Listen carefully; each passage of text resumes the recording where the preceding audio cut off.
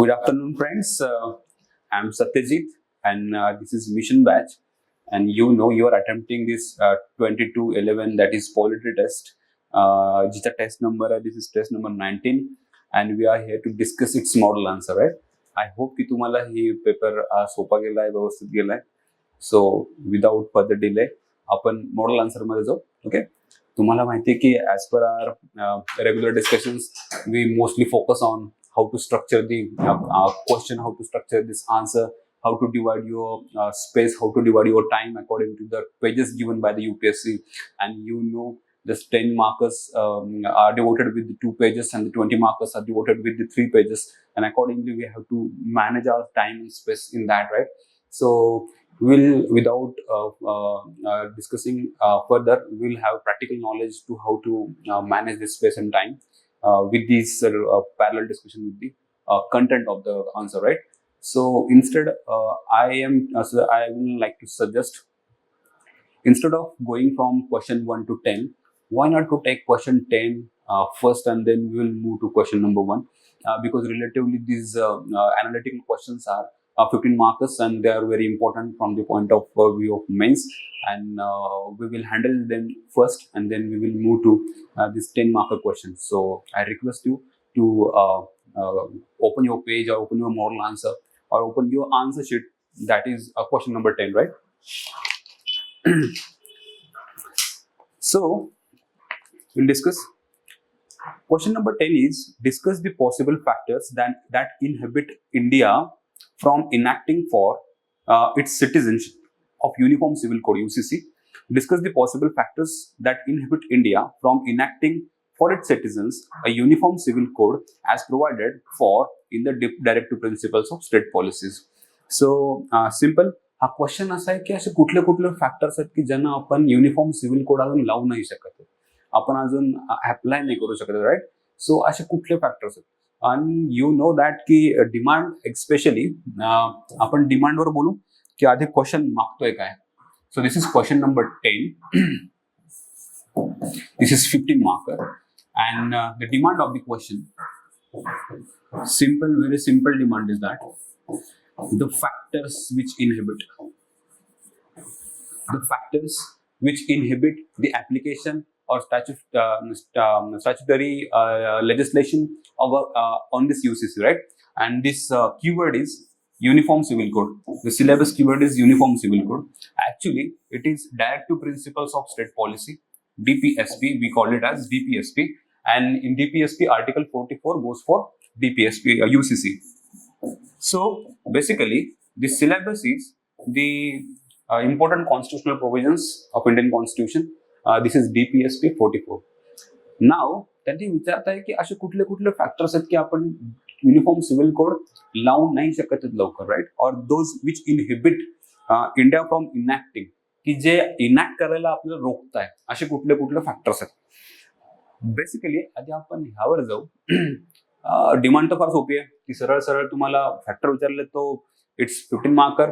तो let's say की 8-10 तुमचे चांगले स्ट्रॉंग पॉईंट गेले पाहिजेत, आणि सिम्पल की तुम्ही त्याला 15 मार्कर आहे म्हणून स्कोप पण आहे की तुम्ही त्याला सोल्युशन्स पण देऊ शकता, की गो फॉर लाईक की आपण ह्याच्यावर हे इनहिबिटेड म्हणजे हे जे फॅक्टर्स आहेत हे आपण कसे मिनिमाइज करू शकतो. ओके, तो आपलं स्ट्रक्चर बेसिकली असं राहील की फर्स्ट पार्ट आपला हा राहील की फॅक्टर्स, जो की अराउंड 80% असेल, 80-25% ऑफ युअर आन्सर.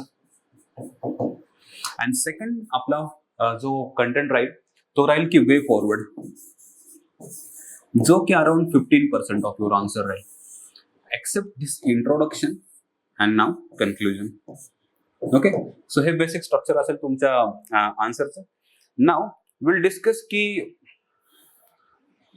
हे कसं तुम्हाला हे करता येईल, की हा टॉपिक हँडल कसा करता येईल. So simple,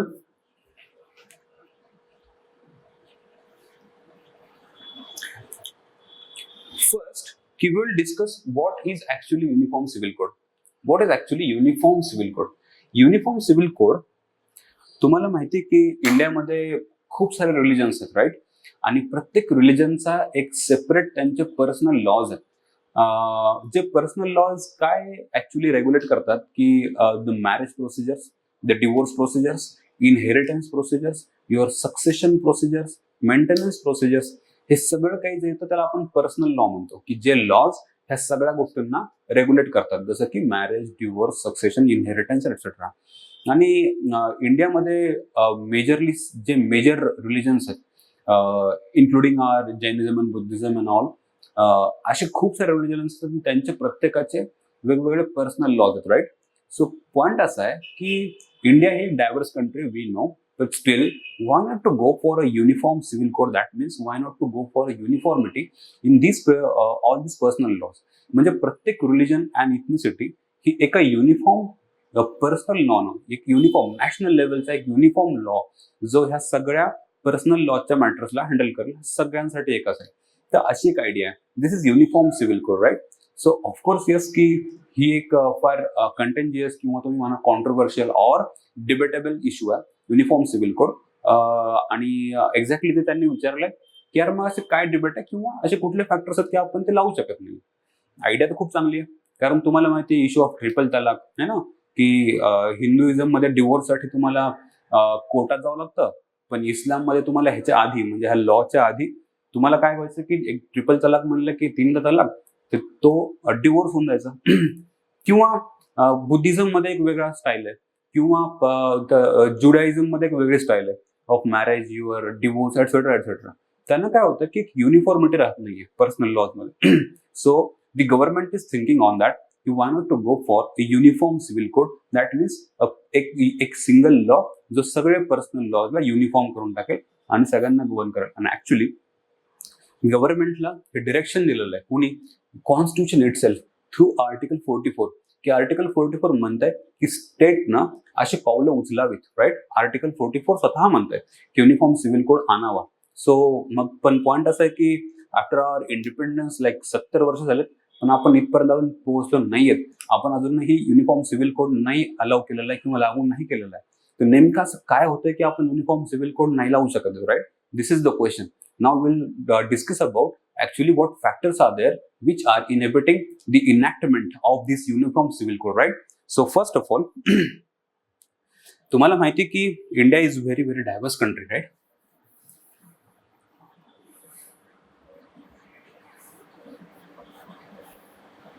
Give me 1 second.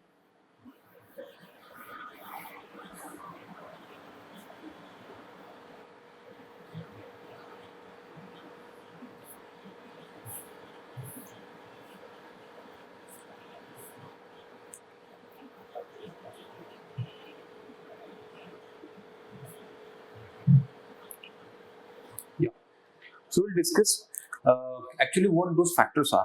So first of all, there is no common ground.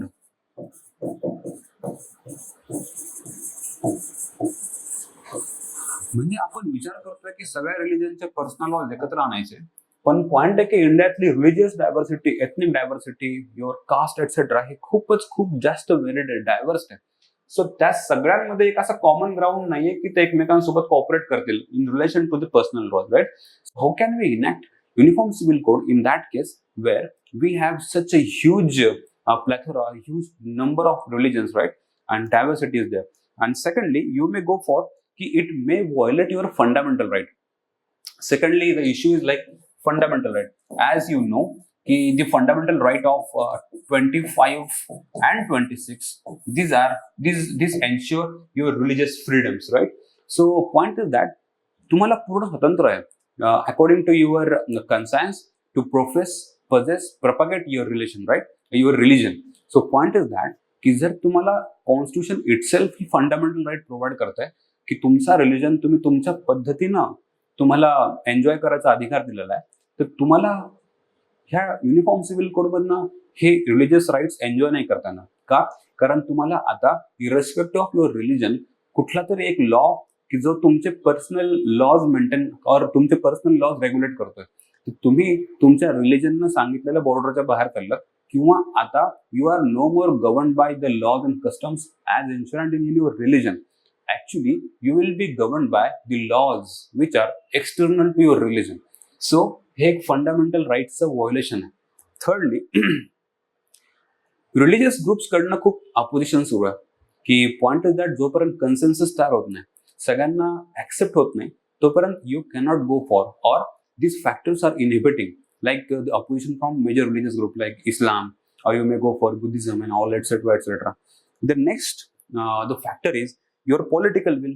Of course yes, हा खूप कॉन्ट्रोवर्शियल इश्यू आहे की कुठल्या पण एका गव्हर्नमेंटमध्ये इतकी डेअरिंग अजून तरी नाही आली आहे की ते युनिफॉर्म सिव्हिल कोड लावतील आणि स्वतःवर राग ओढून घेतील आणि पॉलिटिकली त्यांचा बॅकफायर मारू शकतो, right. So point is that की पॉलिटिकल विल पॉवरची कमतरता. Then fifth point you can go for the practical difficulties है ना in the diversity. Point is that की diversity इंडियाची अशी आहे म्हणजे की take one at least one religion, let's say Islam, है ना, like we are keeping apart Hinduism because of course yes, this will not be the best example. Take one example of like Islam. तुम्हाला असं वाटतं का की महाराष्ट्रात जो इस्लाम practice केला जातो तो बंगालमधला इस्लाम सारखाच आहे किंवा जो केरळातला इस्लामचं प्रॅक्टिस आहे ती जम्मू काश्मीर सारखीच आहे? No, of course not. Point is that की in particular religion even there is huge diversity in its practice, in its thought process, in its customs, in its regulations etcetera etcetera. So you cannot even maintain uniformity in one religion aspect. So how can you bring uniformity across all the religions? So point is this is not practically possible. So there are practical difficulties to enact UCC, right? So practical difficulties, those are at a ground level. Then you can go for the next point is many minorities are thinking like, or they are perceiving, they have the perception like UCC will be the encroachment into their fundamental rights. Actually, of course, this is not like it is not the case. But the various propaganda mechanisms like social media, etc., they are inhibiting the actual truths and facts from going to these minorities. Point, they have wrong perception about UCC. So unless until they are being made aware about the actual facts of UCC, you cannot actually inhibit. Otherwise, there will be large protest or law and order situations, violence, etc., etc. So these are the ground facts. And then seventh is that, of course, yes, this is very sensitive and tough task. How to regulate, how to make a law, what academicians or what researchers we are going to adopt. आपण कोणाला consult करणार आहेत आणि त्या law मेकिंगच्या प्रोसेसमध्ये कोण कोण असणार आहे, ही खूप मोठी प्रोसेस असणार आहे. कारण तुम्हाला सगळ्या रिलीजनला स्टडी करायचं आहे, सगळ्यांचा स्टडी रिसर्च करून तो तुम्हाला लॉ बनवायचा आहे. So it will take time, it will take man power, it will take your hours, energy etcetera. The point is की हा थोडासा टफ टास्क आहे. तर टफ असल्यामुळे हा थोडा एक तुम्हाला रोड ब्लॉक बनतोय युसीसी इनॅक्ट करायला. तो simply if we can revise, तर सगळ्यात मेजर प्रॉब्लेम आहे की प्रॅक्टिकल लेवलला डायव्हर्सिटी खूप आहे आणि ही diversity actually uniform civil code लावू शकायला खूप मोठा हर्डल बनतीये. आणि सेकंडली हा थोडासा डिफिकल्ट टास्क आहे, सेन्सिटिव्ह टास्क आहे. तर हे सगळे पॉइंट्स असे की these are making your UCC point very very difficult, right? And now, like for the sake of your conclusion or before conclusion, you may like suggest some suggestions like how to make people aware about the actual facts, or you may go for like a gradual approach. Instead of bringing a uniform civil code, why not to make small reforms in each religions, like to do away with the superstitions, to do away with this wrong and false practices, customs, etc., etc. Why not to bring small reforms before we bring our UCC? So you may go like UCC is the next stage reform. We will first reform our religions itself. Then you may go for like a law commission recommendation. The law commission can suggest करते कि yes, you may go for UCC, etc. So of course yes, as a way forward, first you will suggest कि awareness. Second, you may suggest gradual approach.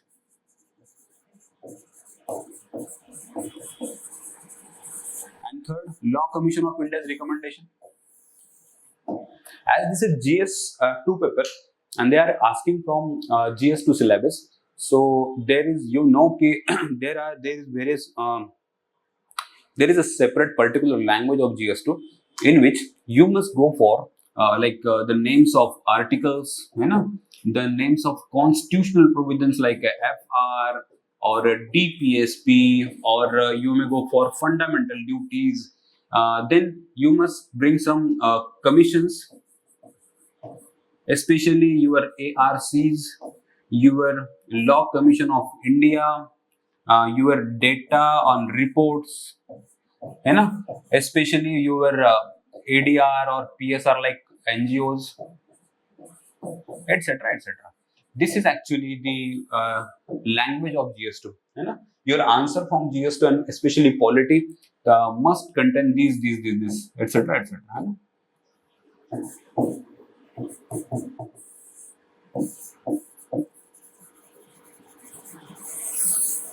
This is paper to language. So simple. You must add with these articles, FR, DPSPs, etc., commissions, ARCs, LCI, data, and all, right?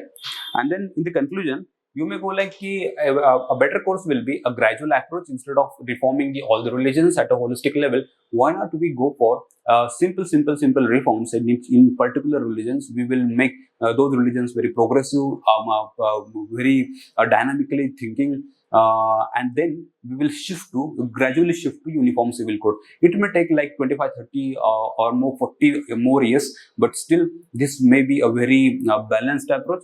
And unless until there is a genuine need, we should not go for the very turbulence like situations in the religious matters. Of course, the fundamental right is the utmost importance, and we will give importance to the fundamental right of an individual rather than going for a justice for all, right?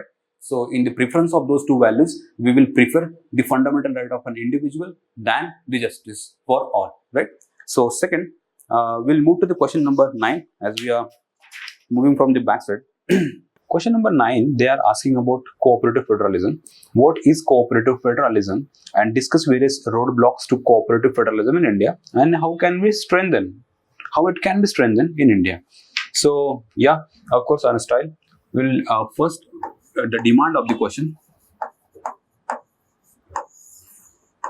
Demand of the question is that first, simple, you have to explain what is cooperative federalism. What is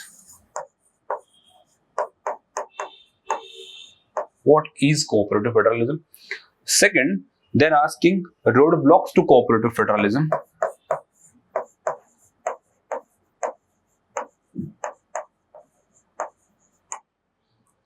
And thirdly, how it can be strengthened. How to strengthen. Simple. The first demand is like what is cooperative federalism? Is it 15 marker question? And then you have roadblocks and how it can be strengthened. I think they will go like out of 15 marks, they will devote like 7 to 8 marks to these roadblocks because this is a major analytical part in the question. And what is and how it can be strengthened. Together it can be like what is this 3 marks and then 4 marks, right? So 3 marker for what is, and then 8 marks or 7 marks, and then urlele marks strengthen, how it can be strengthened. So accordingly you have to analyze how many marks are there for each subpart. Of course, yes, each subpart has to be given due justice. So first of all, as it is a 15 marker question, we have 3 pages for that, right? So we'll discuss its page-wise structure. So the first part is like the first page, the second page, and the third page. The first part is what is cooperative federalism, and instead of giving a separate introduction, etc., etc., we will directly move to the what is cooperative federalism. We will start with the introduction itself, with defining cooperative federalism, and then explaining the term accordingly with the adjacent lines, right? So first, like 4 markers. So yeah, of course, it will come like to here. The first part is here. Then you will start the second from here, that roadblock part. The second, and it will go up to the here, yeah, this whole page, and then you will start your third point, that is strengthening, how it can be strengthened, how to strengthen, right? And it will go like up to here, and then you will conclude or something, you know? So structural part is like this. The first part will be your 75% of your page, then the remaining 25 to 30% of your page will start with this second part of your answer, that is what are actually the roadblocks. It will move up to this all these points here with the second page, and the third page will start with how it can be strengthened, and then in the last part you will conclude how the cooperative federalism will strengthen, right? So simple. So actually, what is cooperative federalism? Yeah, you know that actually federalism हे एक concept है. Federalism where the union government, that is central government, shares its powers, right? So sharing. So point is that federalism मध्ये आपण ह्या दोन्ही टर्म्सला, दोन्ही एंटिटीजला, that is the central government and the state government, आपण ह्यांना इक्वल समजतो. इक्वल म्हणजे असं व्हर्टिकल मॉडेल नाही घेत आपण, म्हणजे सेंटर वर आहे आणि स्टेट खाली आहे असं नाही घेत. सो आपण त्याला हॉरिझॉन्टल मॉडेल घेतो, म्हणजे सेंटर हिच्या पॉवर स्टेट सोबत ते शेअर करतं, है ना. दिस इज फेडरलिझम, है ना. सो फेडरलिझम मध्ये आपण काय म्हणतोय की हे शेअरिंग ऑफ द पॉवर असते. आणि by the term what cooperative federalism mean, cooperative, है ना. ऑफकोर्स येस, आणखी एक टर्म आहे competitive federalism. This is different. Cooperative federalism, right. Cooperative federalism मध्ये काय असतं, the various different entities involved in this federal structure of India, जे की आपण म्हणतो central government, various state governments and union territories, all these governments they cooperate with each other to fight for the common problems in India, किंवा for the development of India and various issues, resolving various issues, etc. etc. So cooperative federalism is कि they cooperate for development. All these entities cooperate for development and solving the problems. And simply yes, cooperative federalism तुम्हाला सांगता येईल की ही एक basic structure आहे. आपल्याला various institutions मधून, जसं की NITI Aayog, Indian integration council, और you may interstate council etcetera, ह्या सगळ्या इन्स्टिट्यूशन्स मधनं आपल्याला कोऑपरेटिव्ह फेडरलिझम दिसतं. आणि कोऑपरेटिव्ह फेडरलिझम मला हे पण सांगता येईल की as we are quasi federal structure, still आपला एक टिल्ट हा थोडासा सेंट्रल गव्हर्नमेंटकडे, स्टील आपण कॉपरेट करतो. आणि कॉपरेटिव्ह फेडरलिझम ही ह्या मेकॅनिझमला, कोऑपरेशनला, डेव्हलपमेंटला सुरू ठेवते. नाव तुम्ही ह्याला हे एक्सप्लेन करणार ह्या पहिल्या पेजमध्ये की ही कॉपरेटिव्ह फेडरलिझम टर्म काय. And then you will go like what are the road blocks और हर्डल्स नाही, they are asking about what are various road block to cooperative federalism. So simple, will start with that second part. So roadblocks,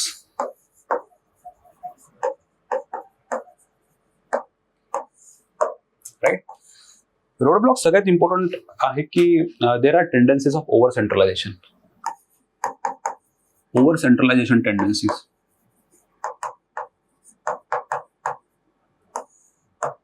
तुम्हाला हे माहिती आहे की Indian जे model आहे of its federalism, हे फेडरलिझम ऍक्च्युली एक्झॅक्ट फेडरलिझम, जे ideal federalism हे युएसएच आहे, जिथं जे युनियन, त्यांचं जे युनायटेड स्टेट्स ऑफ अमेरिका जे युनियन बनलेलं आहे, ते युनियन हे ॲग्रीमेंटनं बनलेलं आहे की स्टेट्स एकत्र आले. पण इंडियामधलं फेडरल स्ट्रक्चर जे ते इंडिया आधी बॉर्डर तयार झाली, मग ते स्टेट तोडले. युएसए मध्ये सगळे स्टेट एकत्र येऊन बाहेरची बॉर्डर तयार झाली, राईट. सो इंडियाचा युनियन आहे आणि जे फेडरल स्ट्रक्चर आहे ते आयडियली हे युएसएच आहे, राईट. इंडियाचा फेडरल स्ट्रक्चरचा जो ऍक्च्युली मॉडेल आहे, आपण त्याला क्वाझाय फेडरल पण म्हणतो, right. क्वाझाय federal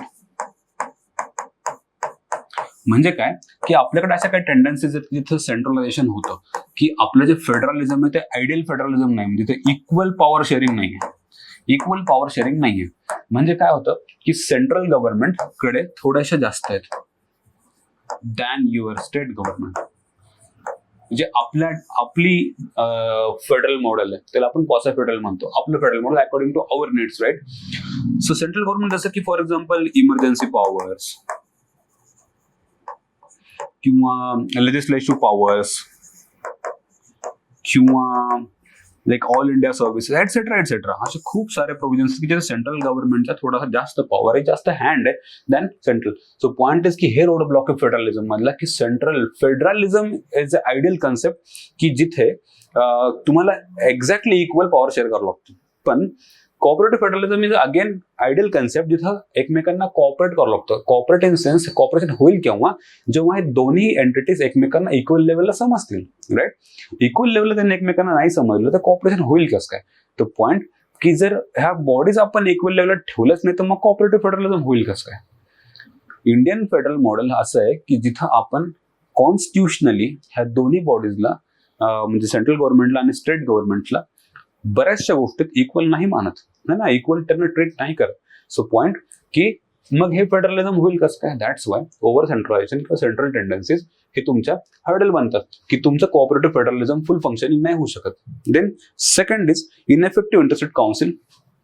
second point is about interstate council, right. की ऑफकोर्स येस की त्यांच्या मीटिंग्स रेग्युलर न होणं, इरेग्युलॅरिटी, कन्सेन्ससचा इश्यू एटसेट्रा एटसेट्रा. नंतर थर्ड तुमचा जो मेजर रोड ब्लॉक असणार आहे तो असणार आहे of course yes the presidents rule. तुम्हाला माहिती आहे की बराच वेळेस हा पॉलिटिकल टूल म्हणून यूज केला जातो प्रेसिडेंट्स रूल, जिथे तुम्हाला स्टेट मशिनरी ही अगेन्स्ट कॉन्स्टिट्युशनल किंवा कॉन्स्टिट्युशनल मशिनरीच्या अगेन्स्ट चाललं state machinery, then you go for president's rule, ज्याने काय होतं की पूर्ण स्टेट गव्हर्नमेंट बरखास्त करून धरलं जातं. तर हा प्रॉब्लेम आहे की पॉलिटिकल मेजरली बऱ्याच असं होतं की पॉलिटिकल टर्मसाठी पॉलिटिकल मोटिव्हसाठी प्रेसिडेंट रूलला आपण लावतो, सेंट्रल गव्हर्नमेंट लावतो on the recommendation of the governor and president takes over the all the powers of the state government. नाव हे काय होतं की हे तर इरोजन आहे ना of the power of the states, erosion of states power. Where is democracy then. हे जे स्टेट गव्हर्नमेंटचं जे स्टेट गव्हर्नमेंट आलेलं आहे ते पण डेमोक्रेटिकली आलेलं आहे, राईट. सो पॉईंट हे डेमोक्रेसीला उडवलं, स्टेटच्या पॉवरला उडवलं.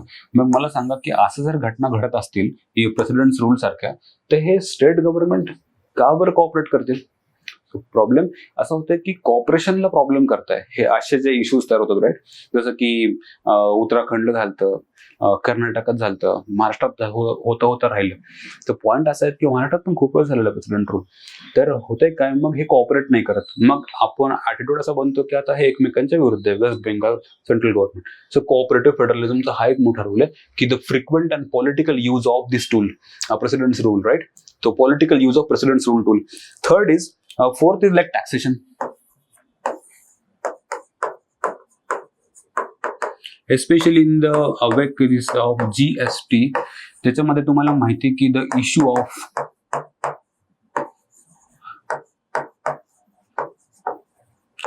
pending or delays in compensation amount,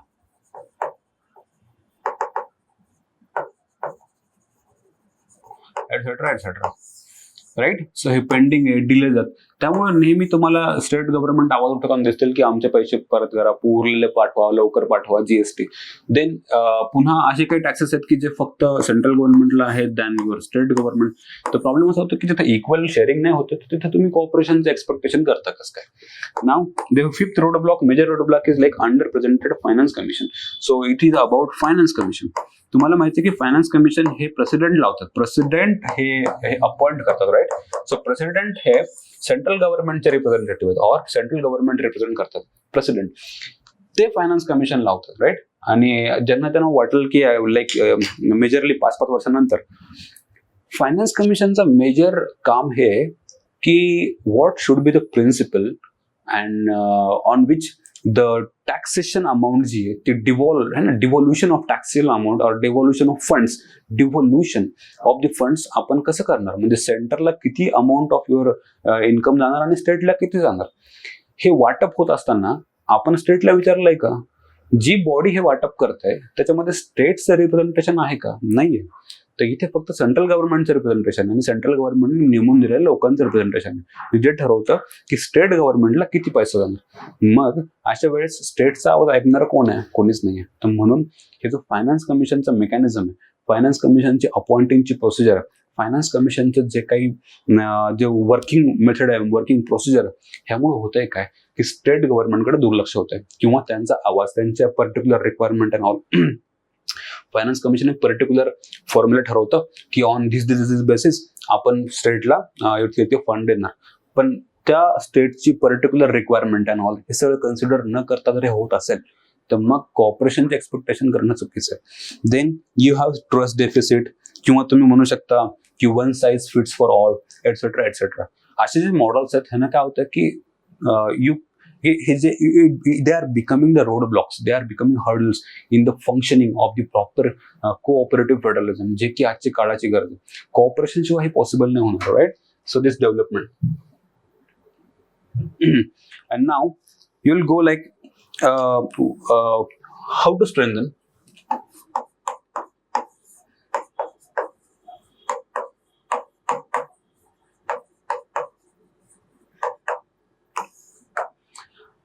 So third part is how to strengthen. Of course, yes, की जोपर्यंत जो ह्यातली वीक बॉडी, दोन रिलेटिव्हली वीक जी बॉडी आहे दॅट इज स्टेट्स, आपण ह्याला जोपर्यंत एम्पॉवर करणार नाही, स्ट्रेंथन करणार नाही, तोपर्यंत त्यांच्याकडनं कोऑपरेशनची अपेक्षा करणार नाही किंवा त्यांना इक्वल लेवलला बसू शकणार नाही. सो सगळ्यात इम्पॉर्टंट आहे की you have to strengthen the state government और एम्पॉवर, स्ट्रेंथन और capacity building or empower the states. Very important. Then second, तुम्ही त्यांना रिकमेंड करणार की नीति आयोगचं फंक्शन आहे की increase the role of NITI Aayog और इफिशियंट करणं, त्याला नीति आयोगचा रोल इफिशियंट बनवायचा. देन जीएसटी काउन्सिलचा रोल इफिशियंट बनवायचा है ना. Then you may go for National Integration Council or Interstate Council is very important function. Interstate Council ला रिफॉर्म करा, त्याला वर्षातून बराच वेळेस मीटिंग घ्यायला लावा, त्यांची फंक्शनिंग इफिशियंट बनवा, interstate council etcetera etcetera. Then you can go for fostering cooperation और यू मे लाईक जे की टॅक्सेशन अँड ऑल एटसेट्रा जे फंक्शनिंग आहे ज्याच्यावर कोऑपरेशन, म्हणजे हा ना की टॅक्सेशन शिवाय तुम्ही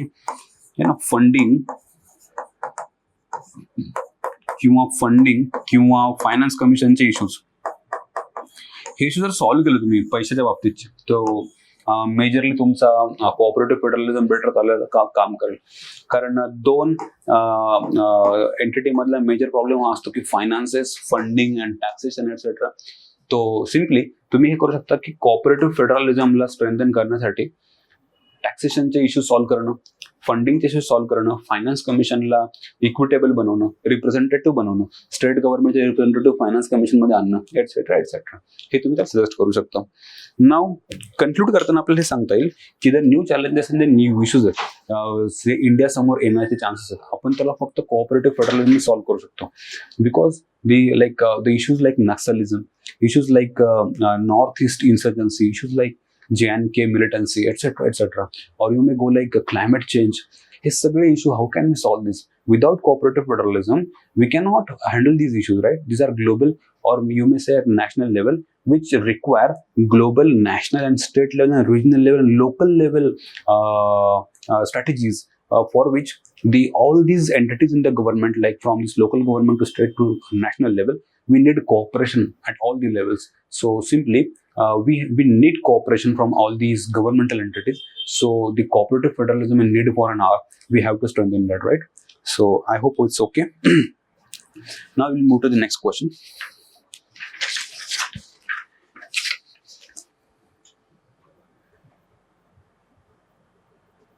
Question number 8 is about discuss various features of the Indian secularism. Also mention various threats to Indian secular democracy in India. Now, question number 8. Demand of the question is like, first of all, features.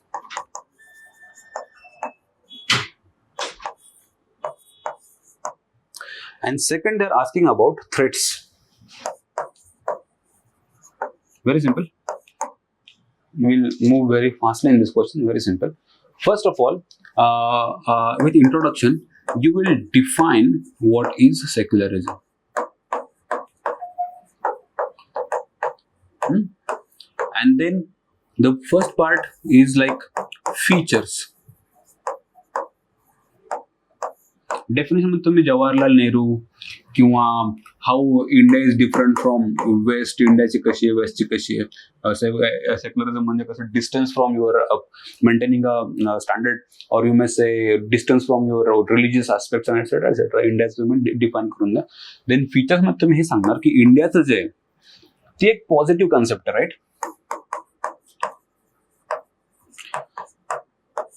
म्हणजे वेस्टचे जे negative आहे, western concept of secularism जी negative आहे, negative म्हणजे काय की religion मध्ये घुसायचं नाही.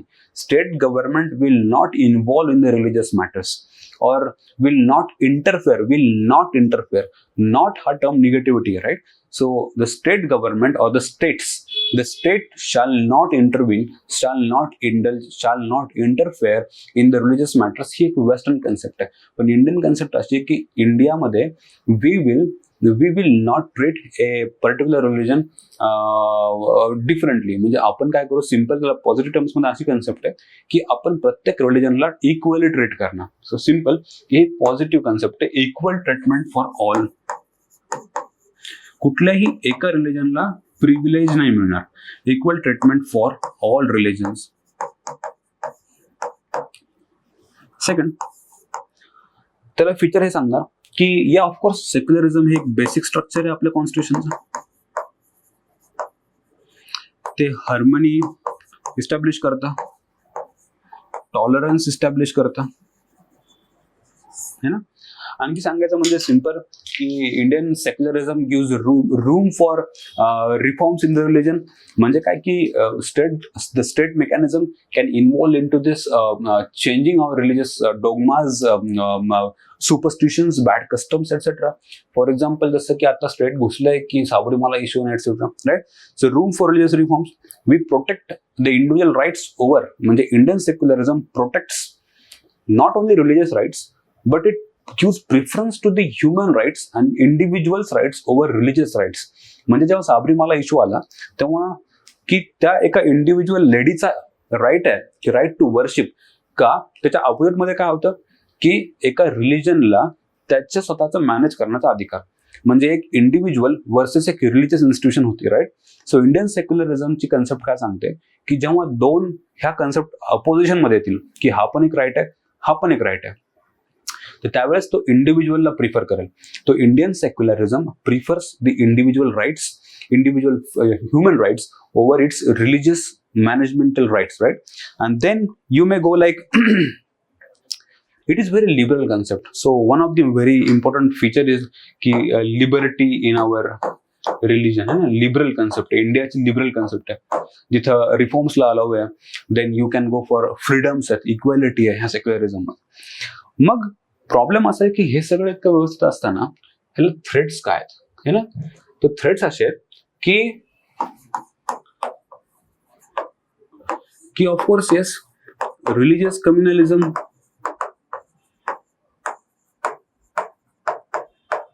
राइट, और व्हायलन्स. दुसरं सांगू शकता तुम्ही त्याला रायझिंग फंडामेंटलिझम.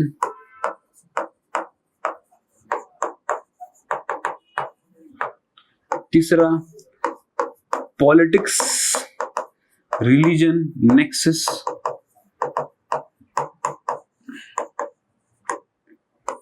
चौथा सांगणार की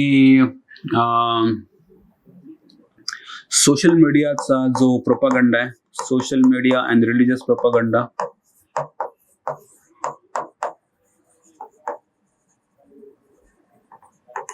एटसेट्रा, राईट.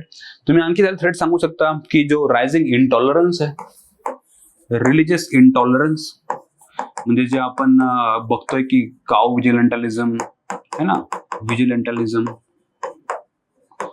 किंवा त्याची न्यूज वाचली का तुम्ही गुजरातला, म्हणजे की एक लोअर कास्टचा 2 वर्षाचा मुलगा होता ज्यानं चुकून त्याच्या एका मंदिरात एंट्री केली.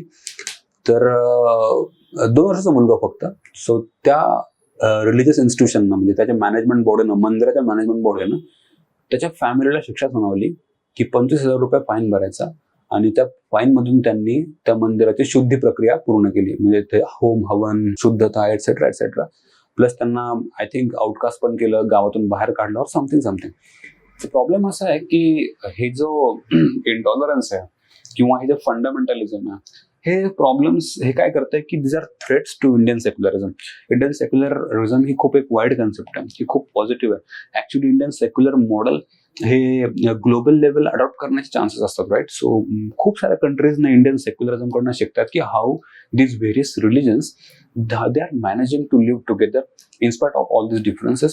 म्हणजे काय की there is something binding forces more than these divisive forces. That's why we are managing to keep all these religions at one place. But these threats are still there, so we have to communicate on that paper ki how to manage these threats. Actually they have not asked, but in conclusion you may go like ki baba एक भारत श्रेष्ठ भारत है ना, की आपल्याला awareness किंवा tolerance है ना, interfaith marriages etcetera आपल्याला प्रमोट करते. ज्यानं काय होईल की लोकांच्या डोक्यातनं हे प्रिजुडाइज्ड नेचर जे आहे की about this religious prejudices etcetera, हे आपण कसं कमी करू शकतो, हे आपलं कन्क्लुजन पाहिजे. सो सिम्पली आपण स्ट्रक्चराइज कसं केलं आन्सरला की इंडियाच्या सेक्युलरिझमला आपण डिफाईन केलंय, आणि how it is different from west. In one line we explain that. And second we move to our main body ki what are actually the features of Indian secularism, how it is very broader than Western concepts, and how it is very tolerant, how it is very inclusive, democratic, how it is forward looking, etc., how it is a basic structure of constitution, how various articles like 25 to 28 are involved in this maintaining secularism in India, especially 44, etc. And from article 14 to 44 there are various articles, those are helping to maintain our constitutional status of secularism. Then we secondly move to our second part of our body, that is what threats are there which are threatening the secular fabric of the Indian society. So threats मध्ये आपण बघितलं, and then in the conclusion we discussed how we can minimize these threats, how we can handle, how we can manage these threats, right? So simply there is much scope to conclude very positively. It's a futuristic and solution oriented your conclusion should be there, right? Now I hope it's okay, and then we'll move to question number 7. Question number 7 is about, it is argued that the internet should be regarded as an essential service. Yeah, it's very very good question. So it's about it is about right to internet. So can this internet be regarded as a essential service and access to the fundamental right, so discuss. So yes, thanks to Fahima Shirin versus state of Kerala case, की जिथे आपल्याला हा question discuss करायला chance मिळालाय. Of course की as we move forward in our developmental process आपल्या नवीन नवीन डिमांड वाढतात, राईट. सो आपण एका राईटकडनं दुसऱ्या राईटकडे मूव्ह होतो. जर आधी आपला राईट हा इक्वॅलिटी असेल फर्स्ट जनरेशन, आपण मग हळूहळू मूव्ह केलं की right to life and liberty, article 21 ला रिफॉर्म करत गेलो. देन आता आपण मूव्ह करतोय आणखी पुढे, we are going to new dimensions of the fundamental right, new generation fundamental rights, ज्याला आपण म्हणू की आता तो एक वन ऑफ द फॅक्टर जो येतोय, वन ऑफ द राईट त्याचा रिकॉग्नाइज होऊ शकतो, त्याला आपण म्हणतोय राईट टू इंटरनेट, राईट, किंवा right to access to internet. So हा क्वेश्चन असा आहे की it is argued that the internet should be regarded as an essential service. पहिलं की इंटरनेटला इसेन्शियल सर्व्हिस म्हणायचं का, म्हणू शकतो का, किंवा त्याला आपण म्हणायला पाहिजे का. And second, access to it as a fundamental right, आणि त्याचा ऍक्सेस हा फंडामेंटल राईट पाहिजे का, right. So discuss on it, right. So demand काय क्वेश्चनची, इंटरनेटला आपण इसेन्शियल सर्व्हिस म्हणू शकतो का, at the same time plus त्याला आपण फंडामेंटल राईट पण म्हणू शकतो का, ऍक्सेस टू इंटरनेट, किंवा म्हणायला पाहिजे का, राईट. ऑफकोर्स येस, हा तर न्यू जनरेशन राईट आहे. आणि तुम्ही इंट्रोड्यूस करताना ह्या बॉडीला इथून असं जाऊ शकता की डायरेक्ट तुम्ही फाहिमा शिरीन केस न करू शकता,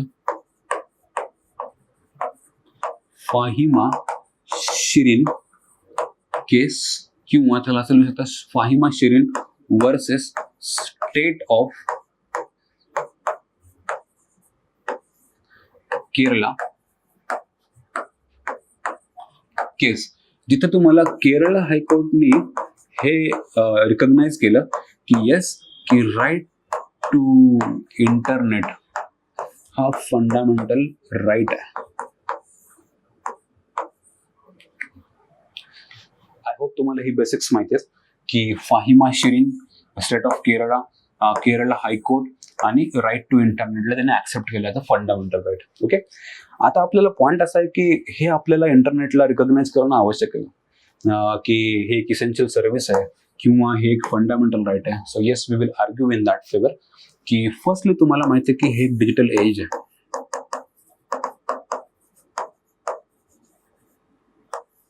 है ना, हे एज इज डिजिटल एज आहे जिथे तुम्हाला सगळ्या सर्व्हिसेस डिजिटल फॉर्म मध्ये मिळतात. मेजॉरिटी ऑफ युअर सर्व्हिसेस ज्या गव्हर्नमेंट कडनं किंवा बाकीच्या ऍक्टर्स कडनं मिळतात, ह्या मेजरली तुम्हाला सर्व्हिसेस ह्या डिजिटल फॉर्म मध्ये मिळतात. मग ह्या सर्व्हिसेस मिळण्याचा मीडियमच जर अवेलेबल नसेल, so how can one individual avail this services? त्यासाठी आपल्याला इंटरनेट देणं मस्ट आहे, म्हणून त्याला इसेन्शियल सर्व्हिस म्हणणं आवश्यक आहे ना. तो without that, if one cannot avail those services for the social justice, how can that state will be a justice state or welfare state? So simple, yes, this is digital age. Now you can say like the part of social justice, you can argue like what is justice, है ना, giving one its due, है ना. So ज्याला जे पाहिजे, ज्याला जे आवश्यक इन सेन्स की जे ड्यू आहे त्याला मिळालंच पाहिजे, ते मिळवून देणं म्हणजे जस्टिस. जर हे मिळून द्यायला मीडियम जर इंटरनेट असेल तर येस, इंटरनेट ही एक इसेन्शियल सर्व्हिस आहे, इंटरनेट एक फंडामेंटल राईट आहे. तिसरा, तुम्ही सांगू शकता की empowerment of citizens, all citizens, especially weaker sections, ज्याच्यामध्ये आपल्याला सांगता येईल की त्यांच्यापर्यंत गव्हर्नमेंटच्या वेलफेअर स्कीम्स पोहोचवणं, त्यांच्यापर्यंत गव्हर्नमेंटचे व्हेरियस बेनिफिट्स पोहोचवणं, है ना, त्यांच्यापर्यंत लेट्स से की प्रोग्राम्स पोहोचवणं, रीच वाढवणं, ट्रान्सपरन्सी वाढवणं, हे सगळ्यांसाठी आपल्याला इंटरनेटची गरज आहे. जसं की आपण डीबीटी मधनं वेजेस पे करतो, और यू कॅन से तुमच्या जनधन अकाउंटमध्ये येऊन पडतात, राईट. सो हे काय है ना, this is what empowerment. Then you can argue like की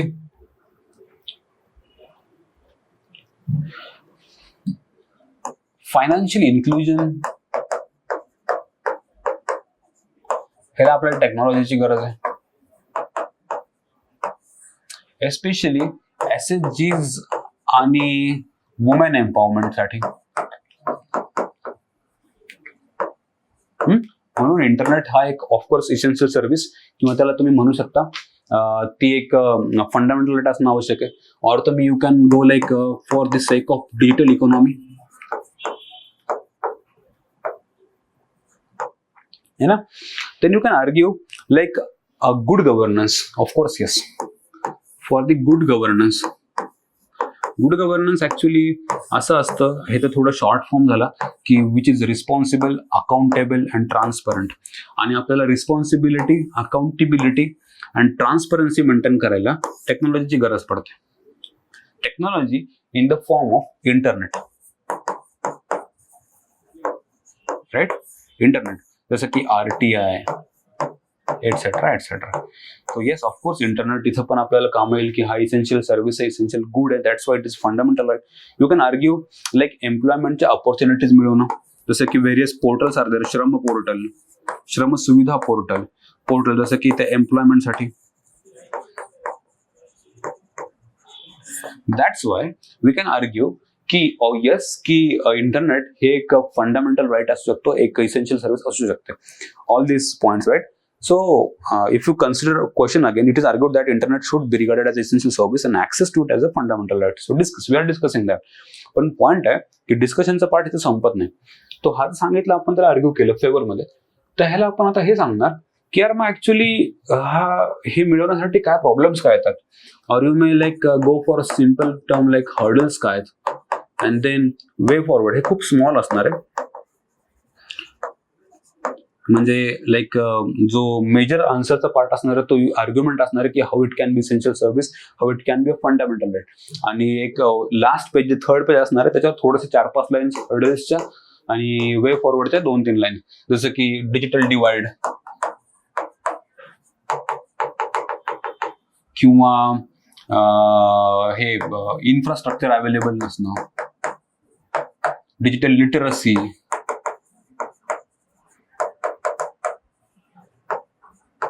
है ना. वे फॉरवर्ड तुम्ही काय म्हणणार की येस की इन्फ्रा अवेलेबल करून द्या, म्हणजे जसं की नॅशनल ऑप्टिकल फायबर नेटवर्क जे किंवा जी मिशन आहे किंवा जी स्कीम आहे किंवा इन्फ्रास्ट्रक्चर किंवा डिजिटल लिटरसी वाढवा.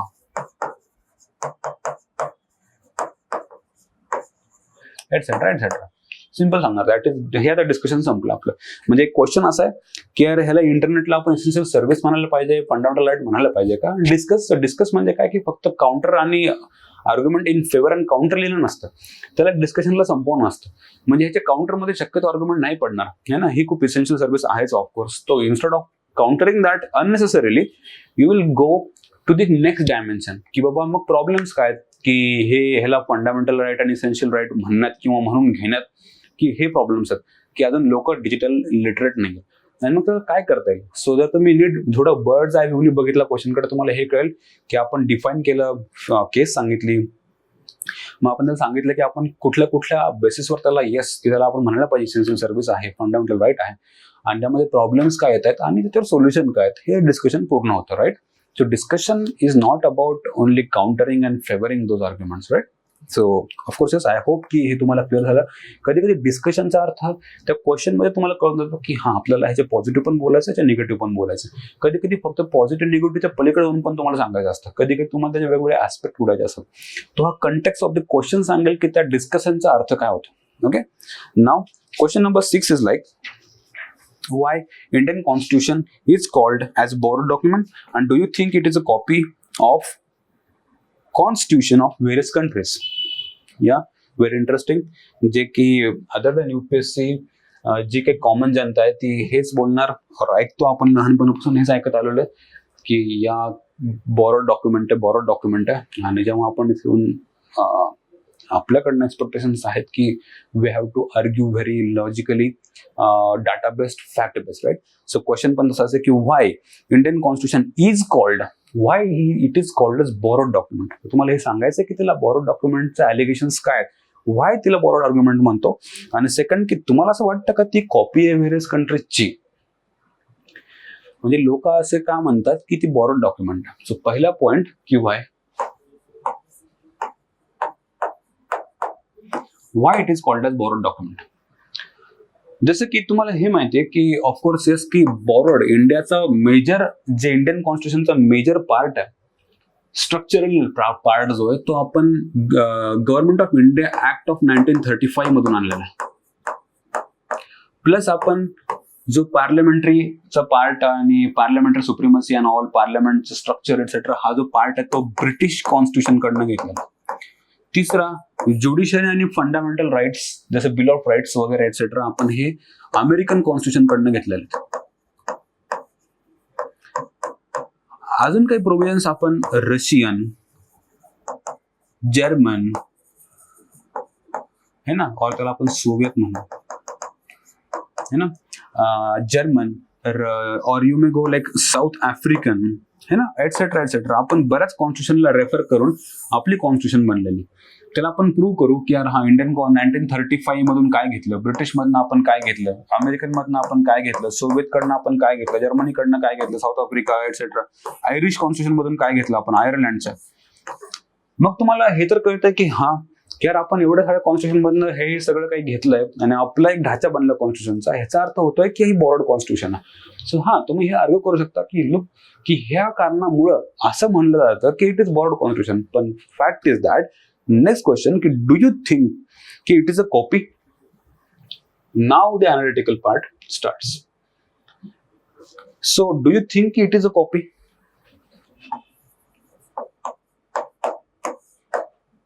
ऑफकोर्स येस, की हे नो उत्तर आहे.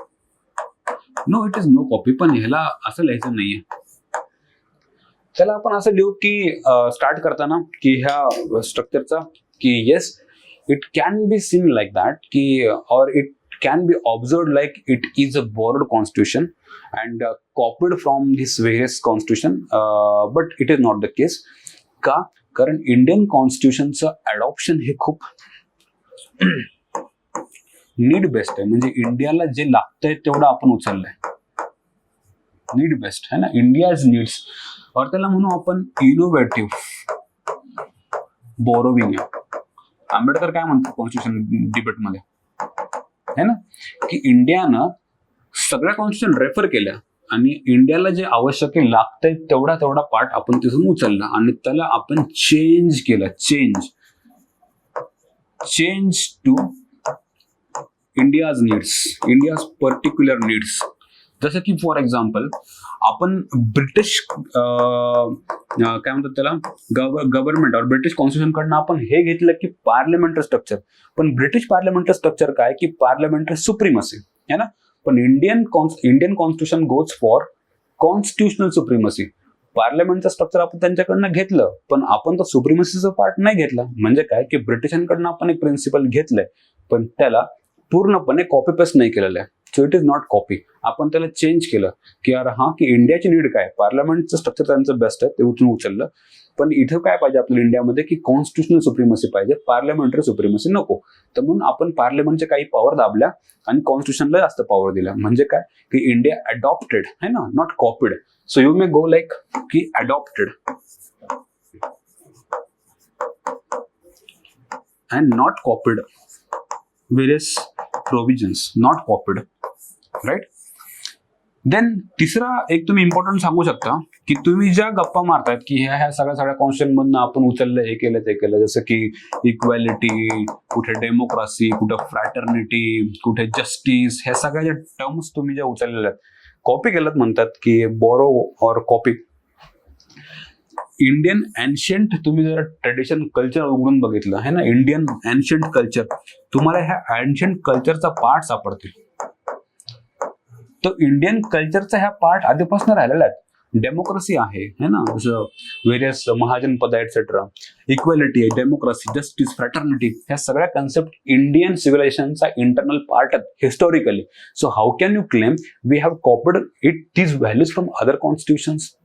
दुसरा पॉइंट त्याला सेम ऍडिशनल आर्ग्युमेंट अशी की यार ह्या ज्या कन्सेप्ट आहेत की equality, justice, fraternity, democracy, Republic, socialism, secularism, हे कुठल्या एका कंट्रीनं बनवलेलं नाहीयेत, राईट? की ह्या युनिव्हर्सल कन्सेप्ट आहेत. हा कुणाचा ठेका नाहीये किंवा कुणाची ती मक्तेदारी नाही की त्या फक्त त्याच कंट्रीच्या त्यांच्याकडनं दुसऱ्यांनी घेतलं म्हणजे कॉपी केलं, असं नाही. ह्या खूप युनिव्हर्सल प्रिन्सिपल्स आहेत, ते कोणीही घेऊ शकतं. नॅचरल प्रिन्सिपल्स आहेत ते, त्याला कॉपी करणं नाही म्हणू शकत आपण, राईट? की अमेरिकन कॉन्स्टिट्यूशनमध्ये फंडामेंटल राईट दिले ना आपण ते घेतले म्हणजे आपण अमेरिकेकडनं कॉपी केलं, असं नाहीये. इंडिव्हिज्युअली माणूस जेव्हा जन्म घेतो तेव्हाच तो त्याला फंडामेंटल राईट मिळतात. अमेरिकन पण जिथून घेतले त्याच सोर्स मधून आपण घेतलं. Simple. So simple you can argue की of course yes it is not a copied. India need best adopted आहे, नॉट कॉपीड. आपल्या हिशोबाने आपण त्याला चेंज केलेलं आहे. तिसरा की हे इंडियन कल्चरचा पार्ट राहिला आहे. चौथा हे युनिव्हर्सल व्हॅल्यूज, ह्याला कुणाची एकाचा क्लेम नाही करू शकत कुणी की हा ह्या इंडिव्हिज्युअल कंट्रीचे, राईट? सो येस की do you think it is a copy? No, we don't think की so based on this above arguments आपण त्याला क्लेम करू लास्टला की हे कॉपीड नाही म्हणून. आणि स्टील ह्याला हे पण सांगू की इंडियन कॉन्स्टिट्यूशन ही इतकी फ्लेक्झिबल बनवून ठेवलेली आहे की जरी आपल्याला पुन्हा कोणाकडनं घ्यायची गरज पडली किंवा आपल्यामध्ये पण चेंज करायची गरज पडली, इंडियन कॉन्स्टिट्यूशनला रिफॉर्म करण्याची गरज पडली, तो पण स्कोप आपण तयार करून ठेवलेला आहे ना, अमेंडमेंट्स थ्रू किंवा flexibility through. So Indian constitution is not as rigid as the other constitution like American is और the. So simple, the element and extent of the flexibility is maintained in Indian constitution, which allows various reforms, which allows it to be called as a living document in itself, right? So I hope it is okay. We will conclude like it can be called as a living document. So I hope the question number 6 is okay. We'll move to question number 5.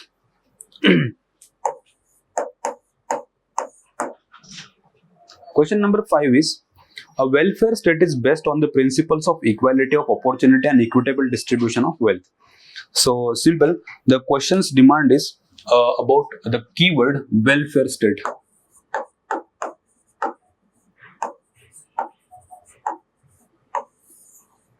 है ना? And welfare state actually म्हणजे काय? तो त्यांना असं विचारायचं आहे की welfare state is based on the principles of first equality of opportunity.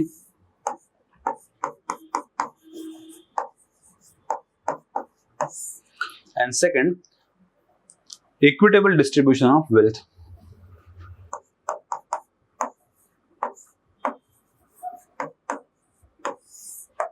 Okay, थोडासा tricky question आहे. So what is welfare state आणि त्यांचे प्रिन्सिपल जसं की equality of opportunity and equal distribution of wealth.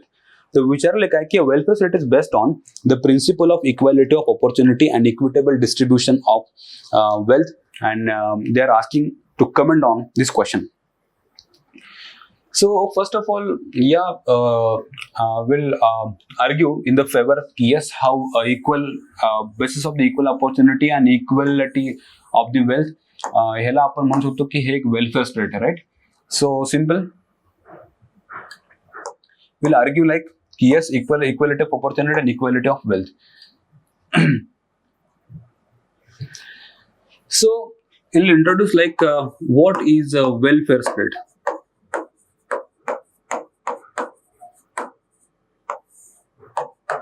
है ना? वेलफेअर स्टेट त्यांनी define केलंय की welfare state is a concept of government in which a state plays key role in the development. State plays key role in the development, right? In the protection and the promotion of the economic and social well-being. Welfare, right? So what is a welfare state? म्हणजे काय की state's role, key role in the welfare. State has key role in the welfare. आणि welfare कसं? Especially social and economic. Welfare in terms of social economic welfare. It provides a social security net which may include education, housing, affordability. You can go for healthcare, sustenance, etc. etc. So welfare चे जे criteria आहेत ते हे एवढे सगळे आहेत. Now we'll argue की how equal opportunity मिळणं प्लस तुमचा डिस्ट्रीब्युशन ऑफ वेल्थ असणं म्हणजे एक वेलफेअर स्टेटचं लक्षण आहे किंवा एक वेलफेअर स्टेटचा एक क्रायटेरिया होऊ शकतो, right.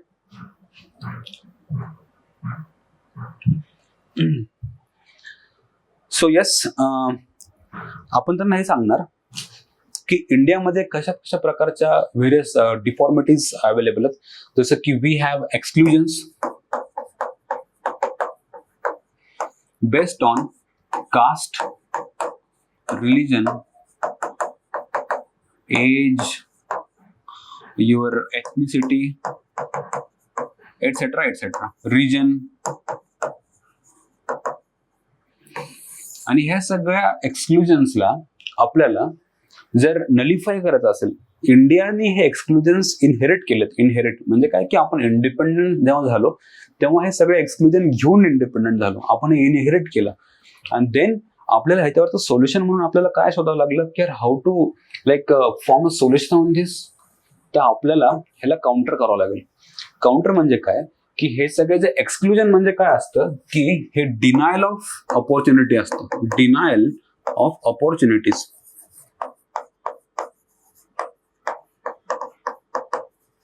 And access. Denial of access and opportunities म्हणजे काय की आपल्याला एक्सक्लुजनला काउंटर किंवा एक्सक्लुजनला सोल्युशन काय असेल? इन्क्लुजन और तुम्ही सांगाल की त्याला ऑपॉर्च्युनिटीज देणं म्हणजे कास्ट वाईज प्रत्येकाला ऑपॉर्च्युनिटी मिळाली पाहिजे.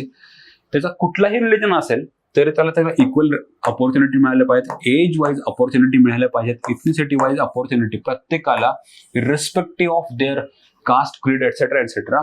Giving equal opportunity to all हे एक्सक्लुजनचं सोल्युशन.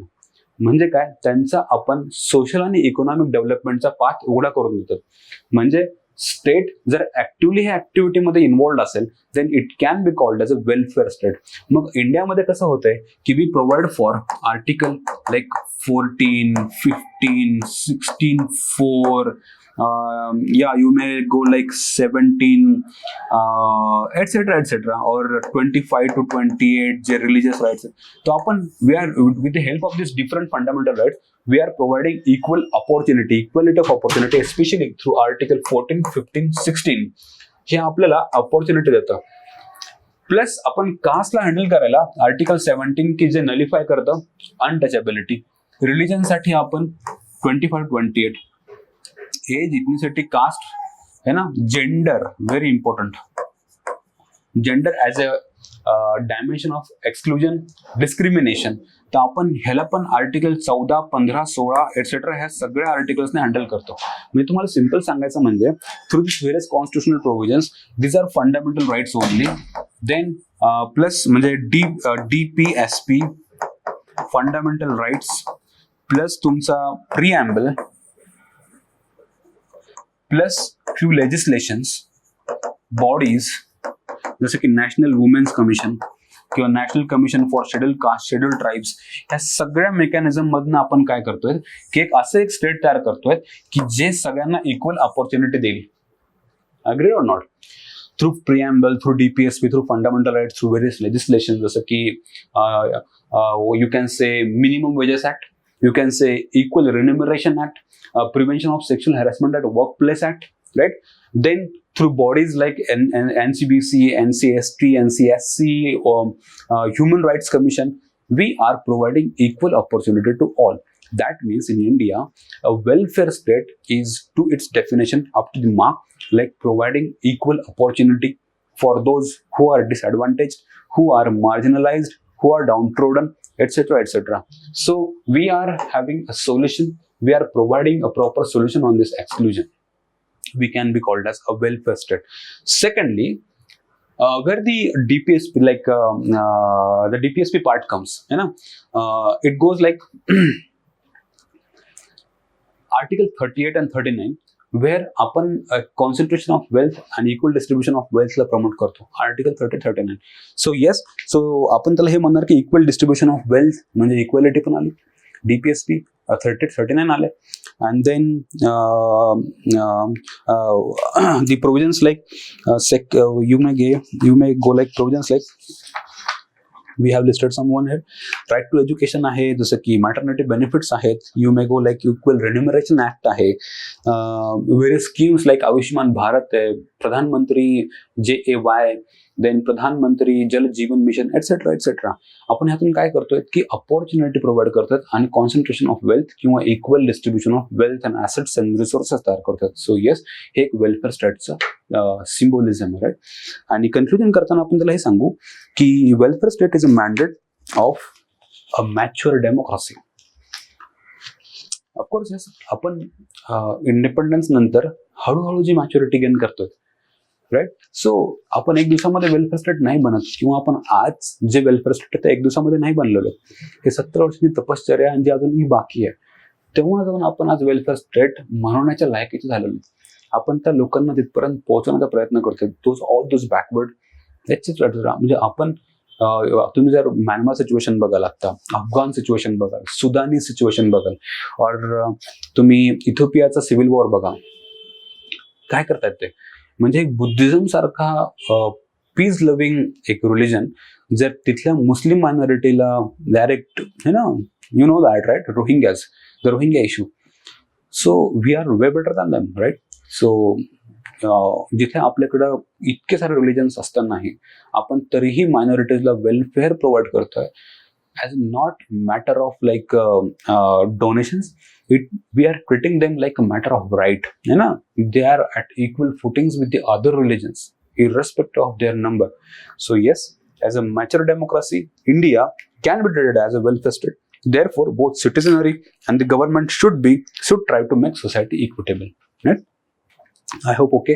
आणि जसं व्हेरियस स्कीम जसं की DBT, जनधन योजना, और you may say land reforms, ह्या सगळ्या प्रॅक्टिसेस आपण इक्वल डिस्ट्रीब्युशन ऑफ वेल्थनेच करतोय. सो लँड रिफॉर्म हे खूप इम्पॉर्टंट ह्याच्यामध्ये एक्झाम्पल होऊ शकतं की लँड रिफॉर्म्सनी आपण, हे ना, जसं सीलिंग अँड ऑल, ह्याच्यातून आपण इक्वल डिस्ट्रीब्युशन ऑफ वेल्थ करण्याचा खूप मोठा प्रयत्न केलेला आहे, right.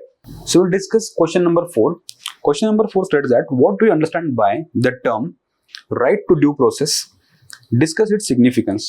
So question is about right to due process.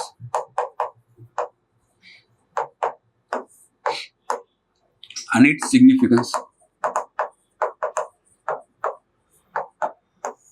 So हा झाला पहिला पार्ट, हा झाला सेकंड पार्ट, राईट. तो जर तुम्हाला बॉडीला डिवाइड करायचं आहे तुमच्या आन्सरला, तो यू विल डिवाइड लाईक की 3 लाईन्स और कन्क्लुजन तुमचं इंट्रोडक्शन मध्ये गेले, then you will state what is this first part की right to due process, and on the second page you will go like its significance, or you may start the second part from the last 25% of your answer or your page, right? So of course, yes, without further delays, we'll discuss the content, what actually these concepts mean. First, as you know, the first concept is procedure established by the law. Procedure established by the law. And second concept is due process.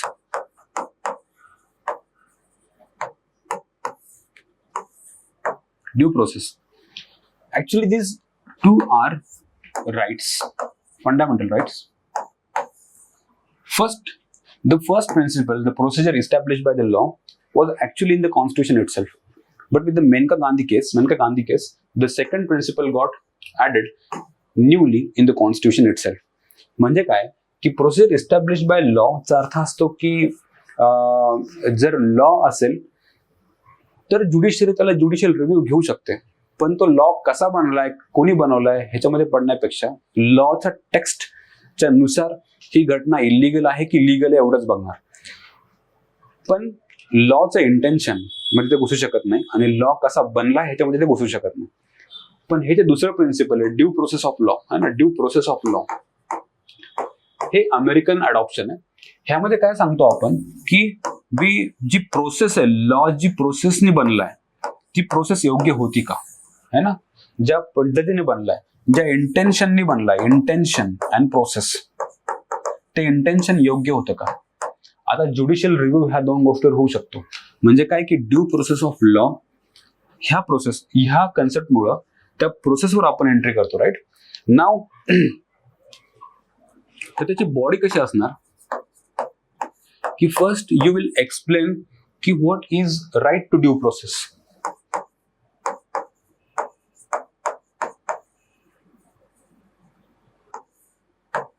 Right. Actually ह्याची एक standard definition होऊ शकते की right to due process म्हणजे काय असतं की right to due process embodies society's basic notions of legal fairness. म्हणजे काय की लीगल फेअरनेस म्हणजे जो लॉ बनलाय तो फेअरली बनलाय, बनताना लीगल फेअरनेस. आणखी ऍड करता येईल means that legal procedures are reasonable, है ना. This legal procedures are reasonable.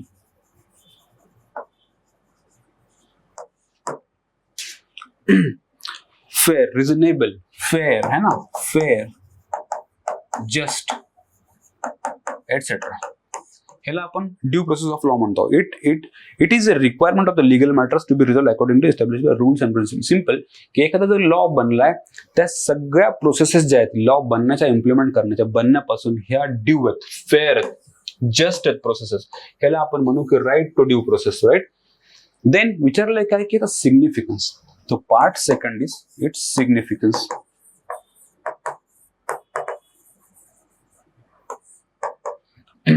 So we'll go like about the body. The second part, its significance.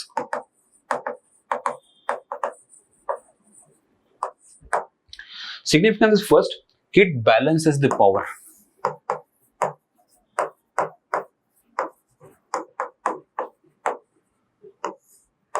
Right? What does it mean?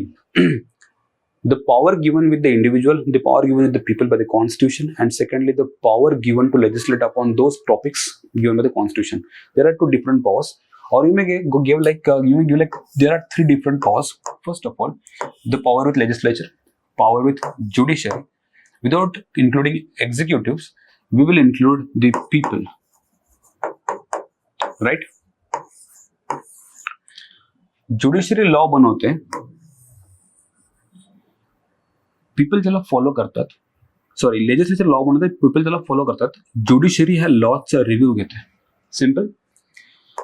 तर होतंय काय, जर ह्या लॉज हा चुकीच्या प्रोसिजरनी बनलाय और चुकीच्या इंटेन्शननी बनलाय, राईट, तेव्हा ज्युडिशरी आधी ह्याच्यावर ज्युडिशियल रिव्ह्यू नाही घेऊ शकायचे, because there was no existence of the due process of law. आता होतंय काय, आता हा चेक अँड बॅलन्स व्यवस्थित तयार होतोय, म्हणजे लेजिस्लेचर आणि ज्युडिशरी मधला चेक आणि बॅलन्स नीट तयार होतोय. We can call it as balance of power. आधी जी पॉवर लेजिस्लेचरकडे होती ही खूप जास्त होती, है ना, की कुठल्या पद्धतीत आलाय ह्याच्यावर चेक ज्युडिशरीचा नसू शकायचा. But now judiciary can balance that power. Secondly, you may say its significance. The second major significance is like it establishes the procedural justice.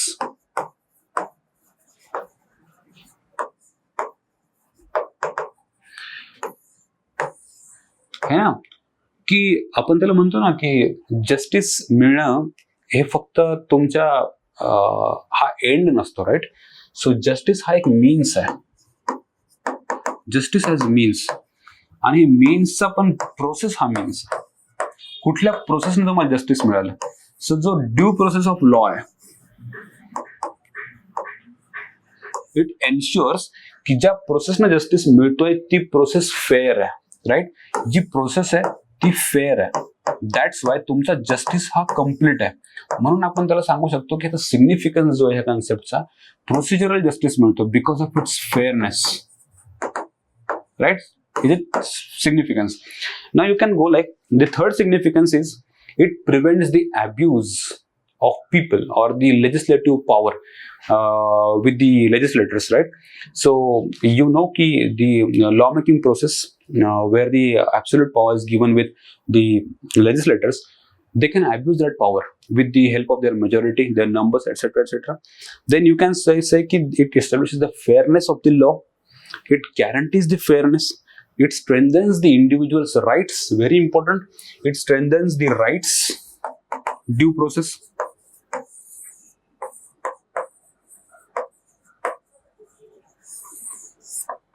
right. Of course there are significance. Simple, the constitution guarantees. So you may say like with introduction of this question,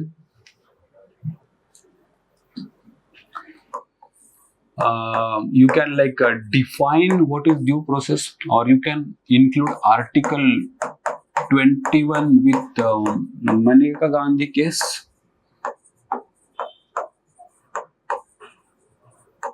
Right, you can say you can give reference to this American Constitution. You can differentiate between procedure established by the law and the due process of the law, etc, etc. Body तर तुम्हाला सरळ सरळ की ह्याला तुम्हाला सांगायचं की what is due process है ना, व्हॉट इज हा टॉपिक आहे, हा पहिला पार्ट. आणि हा दुसरा पार्ट की सिग्निफिकन्स सांगितला, हा मेजर पार्ट आहे सिग्निफिकन्स. अँड कन्क्लूड करताना तुम्ही हे सांगणार की बाबा ड्यू प्रोसेसना आता काय फायदा होतोय, किंवा तुम्ही सांगू शकता की यार कसं की guaranteeing the rights,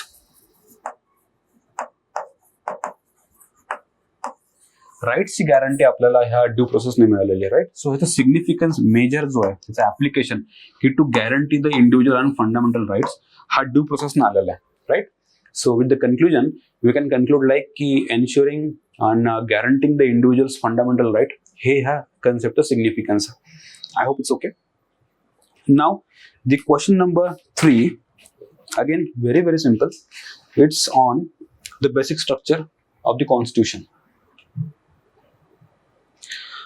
Define the basic structure of the Indian Constitution and highlights its salient features. Simple, very very simple. The question number 3. Demand of the question आधी बघू की हे विचारतायत काय, नेमकं ह्यांना एक्सपेक्टेड काय. सो डिमांड, त्यातला पहिला पार्ट आहे की definition of basic structure, define. And secondly highlights it's salient features. Second demand from the question is salient features. As you know, this is 10 mark question. And we are given with the 2 pages in the mains for 10 markers. And obviously, first 3-4 lines for your introduction and last 3-4 lines for your conclusion. And as we discussed last time, on an average, a candidate can write 17 to 16 lines per page. That means like, if I hope you are writing 17 lines in one page, and per line you are writing 5 to 6 words, let's say 6 words, so it goes like 1 or 2. So on an average 100 words हे एका page मध्ये बसतात, right. आणि हा 10 marker आहे, so तुम्हाला 200 words लिहायचे. 200 words, sorry, I think 150 words. 150, it's 10 marker, so it is 150 words. So simple सांगायचं म्हणजे की तुम्ही जर सुट्टे सुट्टे लिहिलं आरामशीर, तर तुम्ही इथपर्यंत पोहोचता, और इथपर्यंत हा तुमचा आन्सर संपून जायला पाहिजे. तो पूर्ण जागा वापरायची, तर आरामशीर लिहा. प्रत्येक पेज, प्रत्येक लाईन मध्ये 5-5 वर्ड्स लिहा, ज्यानं तुम्ही इथपर्यंत पोहोचता. सो तुम्ही ह्या आन्सरचं स्ट्रक्चर बघितलं, तो इंट्रोड्यूस करणार, definition, right. So basic structure. Then तुम्ही पार्ट सुरू करणार की बाबा व्हॉट इज बेसिक स्ट्रक्चर, जो मेजर पार्ट नाही आहे.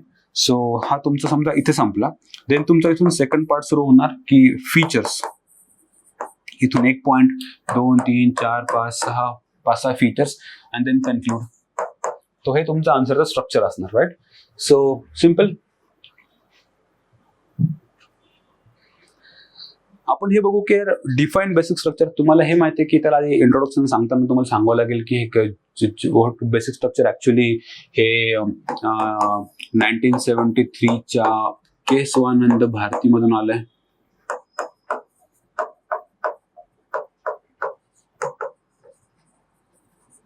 बस सिंपल. केशवानंद भारती केसचं हे कन्सेप्ट आहे, सांगून दिलं. कारण आपल्याला इथं बेसिक स्ट्रक्चर डिफाईन करून जमणार नाही, ते एक सेपरेट बॉडीचा पार्ट आहे, definition of basic structure. So आपण डायरेक्ट बॉडीला मूव्ह करू की बाबा बेसिक स्ट्रक्चर आहे काय. बेसिक स्ट्रक्चर हे ज्युडिशियल प्रिन्सिपल आहे की जे सांगतं की there are certain principles in your constitution which forms very spirit of your constitution, which forms your very soul of the constitution, which cannot be amended, which cannot be change through this legislative powers, through amending powers of the parliament, म्हणजे or legislature, right? Legislature, or you may say की by the enactment of the various rules and regulations by executives. त्याला कुठल्याही बॉडीनं change करणं possible होणार नाही, असं ते basic structure. म्हणजे काय की असे principles, values, constitutional promises and you may say customs, constitutional conventions, ki those form the part of a basic structure, cannot be amended whatsoever the situation may be, right? So त्याला define केलं की the basic structure doctrine is an Indian judicial principle, which means that Constitution of India has certain basic features that cannot be altered or destroyed through this amendment by the Parliament, cannot be altered or destroyed. The doctrine forms the basic power of the Supreme Court to review and strike down. Yes, on the basis of this basic structure doctrine, Supreme Court can take a review, judicial activism even, to strike down those legislations which are in contravention with this basic structure, right? And strike down the constitutional amendments and acts by the Parliament which conflict with the seek to alter. Yeah, of course, yes, judicial review on the basis of basic structure. Now you may go like, yeah, you have introduced with this Keshwananda Bharati case. Now you will go, what are the salient features of this basic structure? The first salient feature is it restricts the amending power of the Parliament. Very simple. Feature असा है कि it forms restrictions, it regulates, है ना, it limits the amending power of the Parliament. Secondly, it establishes the supremacy of the constituency. म्हणजे काय की constitution मध्ये असे प्रिन्सिपल्स आहेत की ज्याला पार्लमेंट पण चेंज करू शकत नाही. सो सुप्रीम कोण झालं? पार्लमेंट नाही, सुप्रीम झालं कॉन्स्टिट्यूशन, राईट? सो इंडियन कॉन्स्टिट्यूशनचा हा एक बेसिक प्रिन्सिपल राहिलेला आहे की इंडियन कॉन्स्टिट्यूशन मध्ये आपण पार्लमेंटरी सुप्रीमसीला फेवर नाही केलेलं आहे, rather we have favored our constitutional supremacy. So the basic structure doctrine it again enshrines yes, in India Parliament is not supreme, our constitution is supreme. Thirdly, unity and sovereignty of India, it ensures unity and sovereignty and integrity. Then of course there's the various principles like democracy, federalism, you may go like Republic nature of the Indian constitution. हे आपण काय केलंय की हे अबाधित ठेवायला basic structure की हे जे नेचर आहे, democratic nature of your Indian constitution, republican nature of your Indian constitution, sovereign nature, हे आपण नाही बदलू शकत, right? So yes, it safeguards this principles. म्हणजे काय, the basic principle doctrine safeguards this very fundamental values of the nature of our Indian constitution और our Indian state.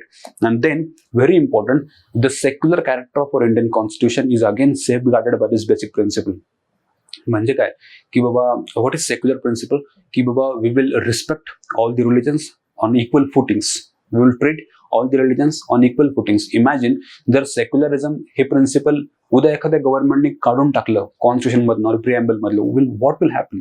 म्हणजे त्यावेळेस असं होईल की यार थिओक्रसी येऊन जाईल, म्हणजे एखाद्या रिलिजन बेस्ड गव्हर्नमेंट येऊन जाईल, ज्यांना दुसरे रिलिजन्स मायनॉरिटीजला आपण हार्म करू किंवा त्यांचे राईट्स काढून घेऊ शकतो एखादा गव्हर्नमेंट. पण सेक्युलरिझमला आपण आता ट्रीट असं करतो की सेक्युलरिझम हे आता बेसिक प्रिन्सिपल और basic structure of our constitution, म्हणजे जे आता काढून घेऊ शकत नाही कुणीच ॲट एनी कॉस्ट. म्हणून आपण we are very forward looking secular country, की जिथं आपण मायनॉरिटी रिलिजन्सच्या प्रमोशनसाठी पूर्ण कंट्री, ज्युडिशरी अँड ऑल हे एकत्र आलंय, राईट. तो द पॉइंट इज दॅट की सेक्युलर नेचरचं सेफगार्ड करणं, secular nature, democratic nature, sovereign nature, integrity, your constitutional supremacy, fundamental राईट्सचं इन्शुरन्स, ह्या सगळ्यांच्या सेक्युरिटीसाठी आणि याच्यासाठी बेसिक प्रिन्सिपल्स और basic structure of your constitution जे आपल्याला केशवानंद भारती केसमधून मिळाले, they are very very significant. And lastly तुम्ही त्याला हे सांगू शकता की जे बेसिक कन्क्लुजन करताना त्याचं सिग्निफिकन्स ऍड करू शकता की यार बाबा की ह्या प्रिन्सिपल म्हणजे बेसिक स्ट्रक्चर डॉक्ट्रिन कॉन्स्टिट्यूशनची सँक्टिटी मेंटेन झाली, इट्स प्युरिटी है ना, त्याचा जो गाभा आहे कॉन्स्टिट्यूशनचा तो पूर्ण आता बेसिक स्ट्रक्चर मध्ये जाऊन पोहोचला. म्हणजे आता हे काय झालंय की हे पार्लमेंटरी म्हणजे हे प्रॉपर चेक अँड बॅलन्स झालाय. म्हणजे ज्युडिशरी आता पार्लमेंटरी लेवलला चेक अँड बॅलन्स देऊ शकते. सिम्पल. तो आपण असं सांगू शकतो की जे कॉन्स्टिट्यूशनचं नेचर आहे, इन्क्लुझिव्ह नेचर आहे ना, किंवा वेलफेअर ओरिएंटेड, किंवा त्याला ओपन एंडेड किंवा रिफॉर्मिस्टिक, जे flexible nature of your constitution हे आता आपण आपण बेसिक स्ट्रक्चर डॉक्ट्रिन मधून एन्श्योर करतो, right. Hope it's okay. Now the question number 2 is very simple again. It's about ordinance making power of the President of India.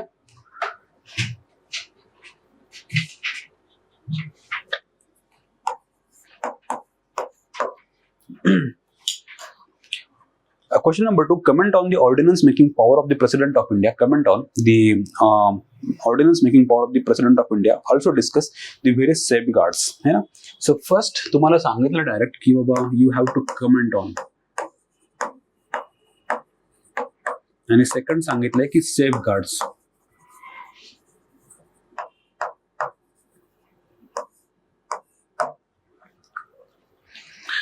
आणि to prevent this misuse of power, safeguards to prevent the misuse of that article 123 that is power to make ऑर्डिनन्सेस.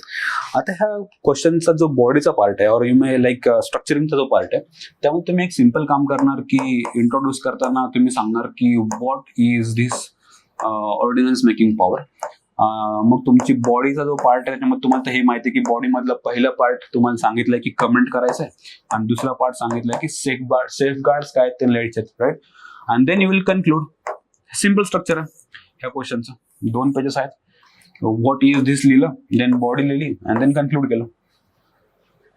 Will move to this content of this answer. In the introduction तुम्ही त्याला सांगाल की actually हे ordnance making power आहे काय. So you will mention of course yes article 123 of your constitution,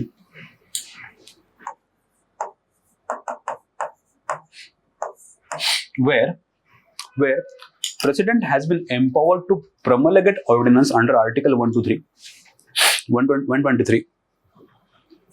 based on the advice of the central government, that is based on the advice of the cabinet, the council of ministers.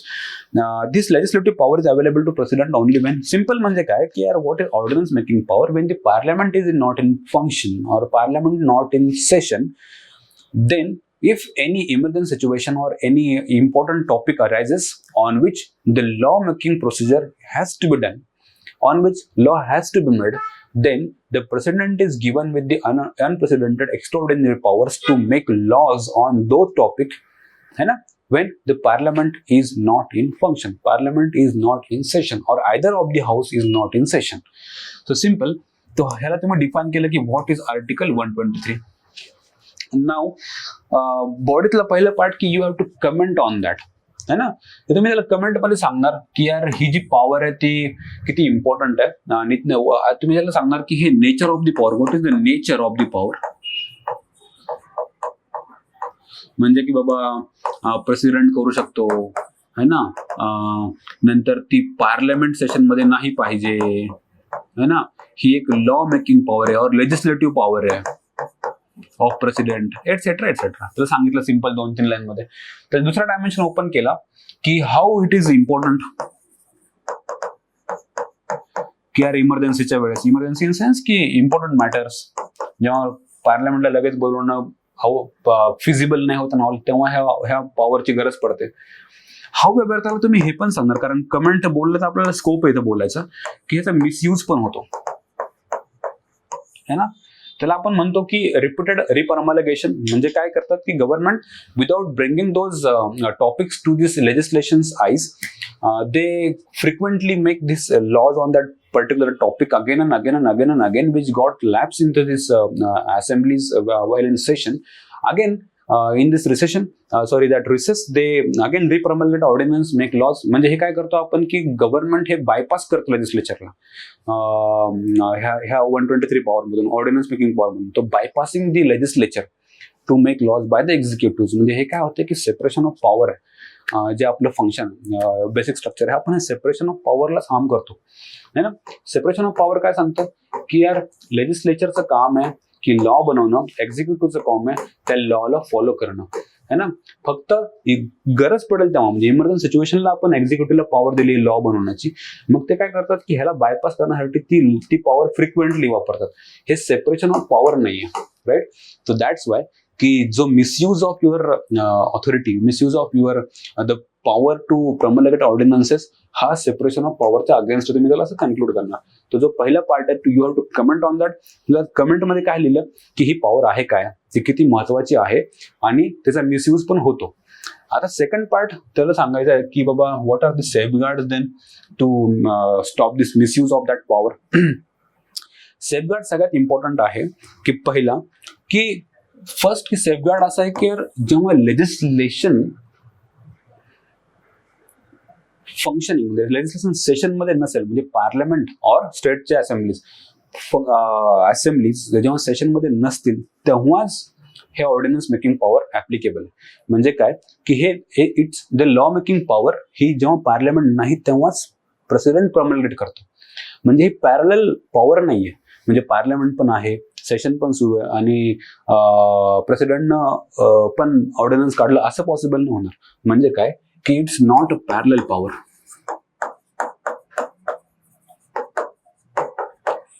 It is applicable only when the parliament is not in session.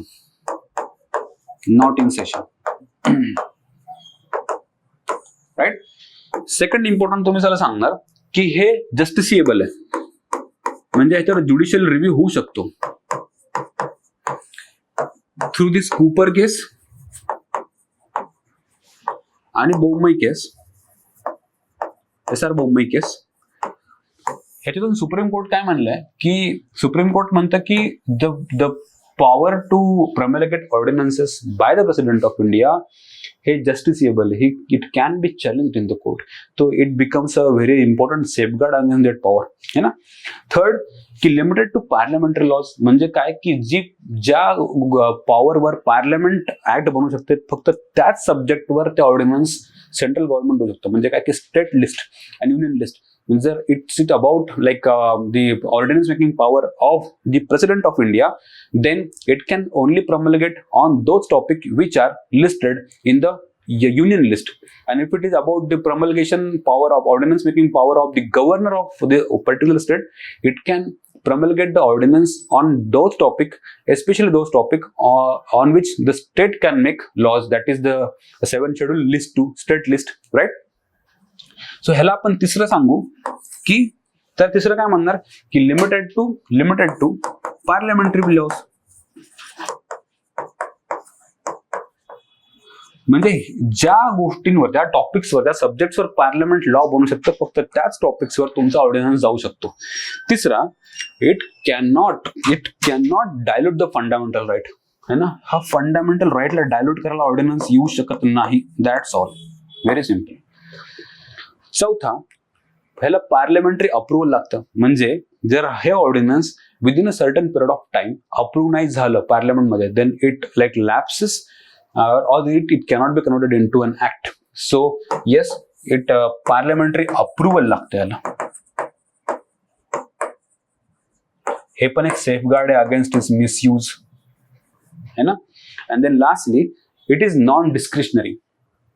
म्हणजे काय की बाबा प्रेसिडेंटच्या description मधली power नाही आहे. म्हणजे ह्याला consult करावंच लागेल काउन्सिल ऑफ मिनिस्टर सोबत. ही ऑफकोर्स डिस्क्रिप्शन पॉवर नाही आहे.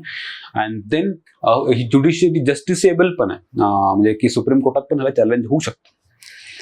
So of course, yes, we'll look again into the question ki what they're asking ki comment on the ordinance making power. Yes, we have comment असे केले की बाबा ही ordnance making power आहे काय, याचा significance काय आणि ह्याचा मिसयूज होतो आणि असा मिसयूज होतो बाबा. मग सेकंड की बॉडी अशी की बाबा how to safeguard this power from misuse. तर येस, आपण त्याला सांगितलं की बाबा ही एक पॅरलल पॉवर नाहीये. म्हणजे पार्लमेंट पण आहे, प्रेसिडेंट पण आहे, प्रेसिडेंटचा ऑर्डिनन्स आहे असं नाही होणार. पार्लमेंट नसेल तेव्हाच ऑर्डिनन्स असेल. सेकंड, हे जस्टिसिएबल आहे. म्हणजे ह्याचा ज्युडिशियल रिव्ह्यू होऊ शकतो, सुप्रीम कोर्टात चॅलेंज होऊ शकतं की हे ऑर्डिनन्स टाकलंय, ह्याला चॅलेंज करता येऊ शकतं. Then limited to parliamentary laws, म्हणजे those topics which are limited to parliament, on that topic only a president can promulgate ordinances. Then fundamental right cannot be curtailed through an ordinance. And चौथा, पाचवा की parliamentary approval is necessary. And lastly की हे discretionary नाही आहे, non discretionary.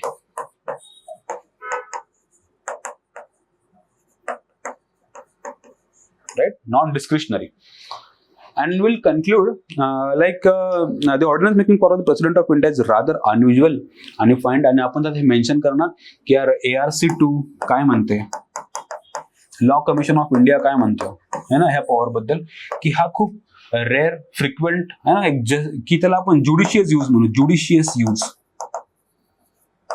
तुम्हाला माहिती DC Wadhwa केसमध्ये काय झालं की बिहार परत ते ऑर्डिनन्स टाकत होतं, त्याच्यामुळं केस बसले. DC वाधवा केस मध्ये सांगितलं की रिप्रॉम्युलेगेशन ऑफ ऑर्डिनन्सेस की without trying to make converted into an act, हे तर कॉन्स्टिट्यूशनचा अपमान आहे ना. तर मग ARC2 आणि LCI पण काय म्हणतं की यार ती जी पॉवर आहे ती खूप अनप्रेसिडेंटेड आहे, खूप एक्स्ट्रा ऑर्डिनरी पॉवर आहे 123. ह्याचा खूप एक व्यवस्थित ज्युडिशियस यूज व्हावा. तर तुम्ही त्याला कन्क्लुजन मध्ये पण सांगू शकता की अकॉर्डिंग टू ARC2 कि the power can be used very judiciously, है ना. I hope okay. Now we'll go to the question number 1. In a democratic polity, the fundamental rights and duties of citizens are correlated. Comment on the Indian context.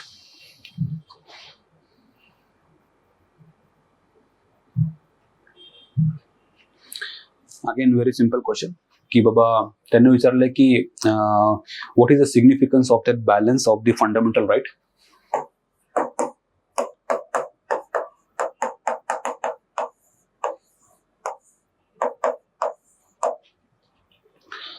की in a democratic polity, the fundamental rights and duties of citizens are correlated. Comment in the Indian context. Introduction. It is commonly said that the rights and duties of the citizens are, yeah, of course, yes. As an introduction,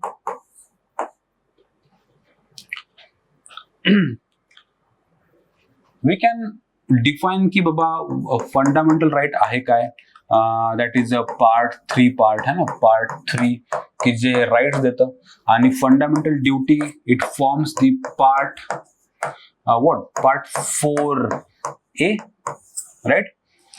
की हे duties सांगतं एका सिटिझनच्या, जे की 42nd constitutional amendment act मधून आलेलं आहे, right.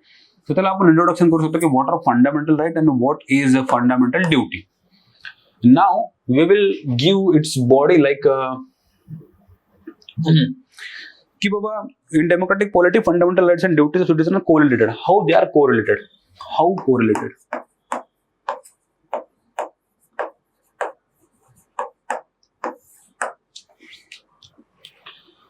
Of course, yes. कि जेव्हा in democracy we enjoy our fundamental rights, there are certain you may say reasonable restrictions on fundamental rights. याचा अर्थ काय होतो की while you enjoy your rights, you have to respect the rights of the others. Right? There is a positive obligation of respecting the rights of the others while enjoying your own rights. What does that positive obligation mean? Actually, it is a duty. म्हणजे काय की right जेव्हा आपण enjoy करतो तेव्हा आपली duty आहे की दुसऱ्यांचे राईट आपण रिस्पेक्ट करायला पाहिजे. ऑफकोर्स यस, म्हणजे तुम्ही त्याला सरळ सरळ हे दिसतंय की ना तुम्ही फंडामेंटल राईट एन्जॉय करता तेव्हा तुमची ड्युटी बनते ती duty to respect others rights. झालं की हे है ना ऑब्लिगेशन, हे एक ऑब्लिगेशन म्हणतो आपलं, obligation in the form of fundamental duties, आणि हे झाले फंडामेंटल राईट्स. तर ह्यांचे झाले तयार लिंकेज. सो सिंपल की fundamental duties and fundamental rights are correlated. नंतर की इट फॉर्म्स अ रिमाइंडर की बाबा हे रिमाइंडर आहे की हे स्टेट आणि सिटीजनचं एक रिलेशन दाखवतो. म्हणजे काय की if you want to enjoy your rights you have to respect the very nature of your integrity, sovereignty and unity of your polity, and in return you will get the safeguard from the state government against your rights, right? So simple की हे second सांगतं की your individual आणि तुमचा state मधलं relation. म्हणजे individual will respect the state values and institutions आणि state in return will provide its safeguard to its rights. Thirdly, you can say it balances your privileges and your obligations, right? So privileges in the form of your fundamental rights and its obligations in the form of again your fundamental duty. Then nextly you may go like there is a balance or there is correlation between fundamental rights and duties. How? की हे एक social benefit देतं. म्हणजे काय की when you enjoy your fundamental rights very judiciously, very ethically, हे तुमचा duties तर पूर्ण करतं. त्या ड्युटीज मधनं आपण सोशल बेनिफिट्स मिळवतो.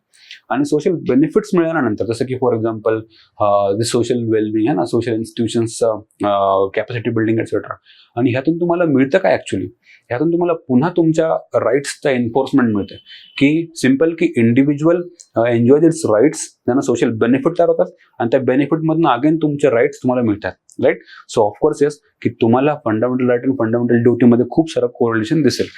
Next you can argue like बाबा इट इस्टॅब्लिशेस अ डेमोक्रेसी है ना, की म्हणजे गांधीजी पण तेच म्हणतात की यार एक इंडिव्हिज्युअलला फंडामेंटल राईट तेव्हाच मिळतात जेव्हा तो फंडामेंटल त्याचे ड्युटीज पूर्ण करतो. म्हणजे त्यांचा जो गांधीयन प्रिन्सिपल जे की व्हॉट गांधीयन प्रिन्सिपल्स सेज की गांधीयन प्रिन्सिपल सांगतं की duties are more important than your rights.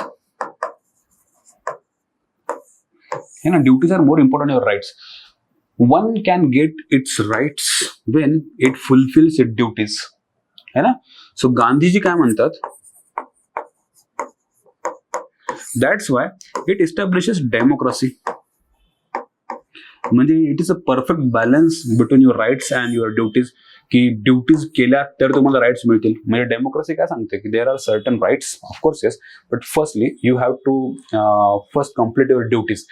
Therefore, जे कोऑपरेशन आहे, कोरिलेशन आहे between fundamental rights and fundamental duties, हे एक बॅलन्स, एक डेमोक्रेटिक बॅलन्स तयार करतं. सिम्पल. सो एक कोरिलेशन आहे. It is you can say की ऑफकोर्स जसं की for example well enjoying your right to liberty under article 21, you are not supposed to invade into the privacy of others, or you can say while enjoying your right to freedom of expression under article 19, you cannot invade into the privacy of others, right to life of others, liberty of others, right? So simple की म्हणजे you cannot invade into, that means you are bound to, you are obligated to a duty to not to invade into the rights of the others. That's why there is a very close relationship between your fundamental rights and your fundamental duties. So simple. So you can go like in conclusion की ह्यांचं जे perfect balance आहे हेच आपल्या कॉन्स्टिट्यूशनला आणि आपल्या डेमोक्रेसीला एक balance democracy बनवतं.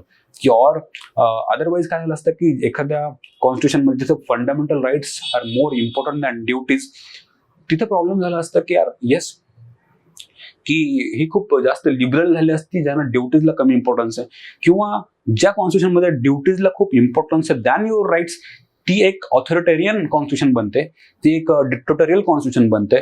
त्याला आपण म्हणू शकतो की हे तर त्याला आपण काय म्हणतो की अनार्की है ना, और युअर बॉसिझम, और तुम्ही त्याला है ना, अशी ती कॉन्स्टिट्यूशन बनते की जिथे फंडामेंटल ड्युटीजला जास्त महत्व आहे, राईट, और जास्त फोर्सफुली तुम्हाला ड्युटीज करावं लागतात.